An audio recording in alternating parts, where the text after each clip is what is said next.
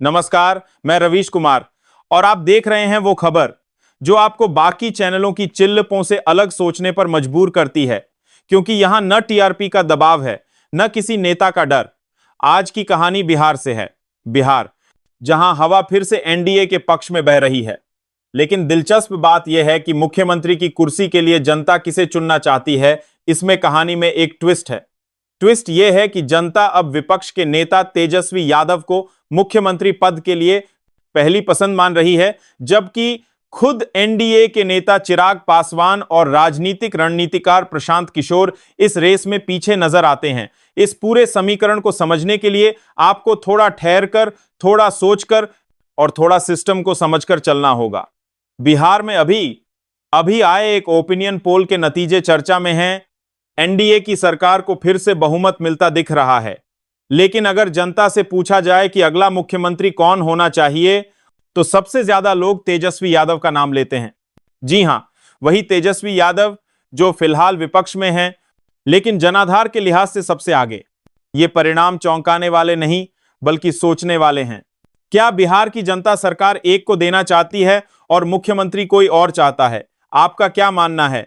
क्या बिहार में जनता और सत्ता का रास्ता अलग अलग हो गया है? कमेंट बॉक्स में अपनी राय जरूर लिखिए। और हां, अगर आप राजनीति में थोड़ी भी दिलचस्पी रखते हैं तो इस चैनल को लाइक कीजिए, शेयर कीजिए और सब्सक्राइब करना मत भूलिए। बेल आइकन दबा दीजिए ताकि अगली रिपोर्ट आपको बिना शोर के मिलती रहे।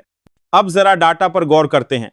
हालिया सर्वे में जब लोगों से पूछा गया कि अगर आज चुनाव हो तो वो किसे मुख्यमंत्री देखना चाहेंगे, तो तेजस्वी यादव को करीब 32% लोगों ने अपनी पहली पसंद बताया, जबकि नीतीश कुमार जो अभी सत्ता में हैं और एनडीए के स्तंभ माने जाते हैं, उन्हें केवल 21% वोटर्स ने पसंद किया। चिराग पासवान की बात करें तो वो 8% पर सिमट गए।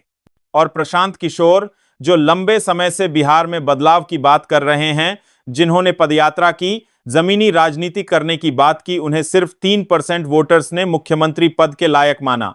अब आप पूछेंगे, एनडीए की सरकार कैसे बन रही है? क्योंकि गठबंधन मजबूत है, वोट बंटे हुए हैं और जातीय समीकरणों का गणित ऐसा है कि तेजस्वी भले पसंद हो, पर वोट एनडीए को मिल रहा है। बिहार की राजनीति में पसंद और मतदान का अंतर पहले भी रहा है, लेकिन इस बार अंतर बहुत साफ है। अब आते हैं प्रशांत किशोर और चिराग पासवान की बात पर। प्रशांत किशोर को बिहार की राजनीति का थिंक टैंक कहा जाता है। उनकी रणनीतियों ने देश के कई चुनावों में बाजी पलटी है, लेकिन जब बात खुद चुनाव लड़ने की हो तो शायद जनता उन्हें अभी तैयार नेता नहीं मानती। वहीं चिराग पासवान, रामविलास पासवान के बेटे, जो कभी मोदी का हनुमान कहलाते थे, अब धीरे धीरे इंडा में अपनी जगह तलाश रहे हैं। लेकिन सर्वे में दिखता है कि लोग उन्हें मुख्यमंत्री पद के लिए गंभीर विकल्प नहीं मानते। उनकी राजनीतिक शैली और अब तक के फैसले जनता में भ्रम और असमंजस पैदा करते हैं। और तेजस्वी यादव, ये लोकतंत्र का विरोधाभास है, जहां जो नेता जनता की पसंद है वो विपक्ष में बैठा है और जो नेता सत्ता में है वो पसंदीदा नहीं है। ये आंकड़े कुछ नहीं बल्कि सवाल हैं। सवाल इस बात का कि क्या जनता अब भी पार्टी देखती है या चेहरा? क्या जातीय गणित अब भी नीति और नीयत पर भारी है? और सबसे बड़ा सवाल, क्या हम मुख्यमंत्री को चुन रहे हैं या सिर्फ गठबंधन के नाम पर सरकार बना रहे हैं? अगर आप भी मानते हैं कि मुख्यमंत्री पद के लिए नेता की छवि, उसकी नीति और नीयत सबसे जरूरी है, तो इस वीडियो को अभी लाइक कीजिए। आपका एक लाइक इस मुद्दे को और दूर तक ले जा सकता है। और अगर आप चाहते हैं कि ऐसी बातें और लोग भी सुने, तो इसे शेयर जरूर करें। और अगर अब तक आपने सब्सक्राइब नहीं किया तो कर लीजिए, क्योंकि यहां बहस होती है, भक्तिभाव नहीं। अब जरा 2025 के चुनाव की तरफ देखें। एनडीए का समीकरण अभी भी मजबूत है। बीजेपी, जेडीयू, हम, वीआईपी जैसी पार्टियों का गठजोड़, तेजस्वी की आरजेडी, कांग्रेस, वाम दलों के महागठबंधन से कहीं ज्यादा संगठित नजर आता है। लेकिन यह सवाल भी उठता है, क्या यह गठबंधन स्थायी विकास का रोडमैप पेश कर रहा है या सिर्फ मतों के जोड़ तोड़ से सरकार बन रही है? वहीं पीके की पार्टी जन सुराज अभी मैदान में है, पर जमीन पर पकड़ नहीं बना पा रही है। चिराग पासवान की पार्टी लीजेपी, रामविलास, बिल्कुल युवा है, पर उसकी दिशा क्या है यह शायद खुद चिराग भी तय नहीं कर पाए हैं। और इसी बीच जनता तेजस्वी की तरफ उम्मीद से देख रही है, जैसे बिहार का कोई नया चेहरा हो सकता है।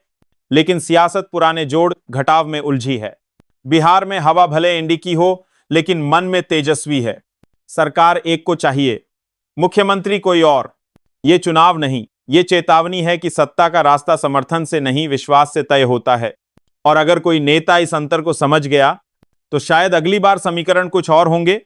आपका क्या कहना है इस पूरे राजनीतिक समीकरण पर? क्या आपको लगता है कि तेजस्वी को मौका मिलना चाहिए? क्या प्रशांत किशोर की रणनीति गलत साबित हो रही है, या एनडीए में कोई नया चेहरा उभरेगा? आप कमेंट में बताइए, अपने दोस्तों से शेयर कीजिए। और हां, अगर इस चैनल की सोच आपको अलग लगती है तो अभी सब्सक्राइब कीजिए, बेल आइकन दबाइए और अगली रिपोर्ट का इंतजार कीजिए, क्योंकि यहां आपको खबर मिलती है जैसी होनी चाहिए, न कि जैसी दिखाई जाती है। मैं रवीश कुमार आपसे फिर मिलूंगा। तब तक के लिए इसी रिपोर्ट को देखिए, सोचिए और बहस करिए।